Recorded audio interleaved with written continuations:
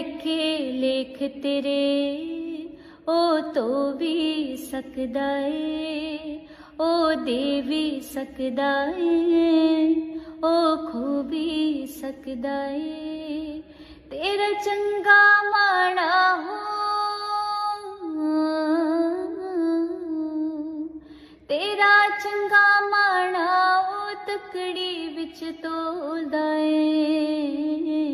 ਇੱਕ ਰਸਤਾ ਬੰਦ ਹੁੰਦਾ ਚਾਰ ਰੱਬ ਖੋਲਦਾ ਏ। ਇੱਕ ਰਸਤਾ ਬੰਦ ਹੁੰਦਾ ਚਾਰ ਰੱਬ ਖੋਲਦਾ ਏ। ਮੈਂ ਦੇਖੇ ਲੇਖ ਤੇਰੇ ਉਹ ਧੋ ਵੀ ਸਕਦਾ ਏ, ਉਹ ਦੇ ਵੀ ਸਕਦਾ ਏ, ਉਹ ਖੋ ਵੀ ਸਕਦਾ ਏ। ਤੇਰਾ ਚੰਗਾ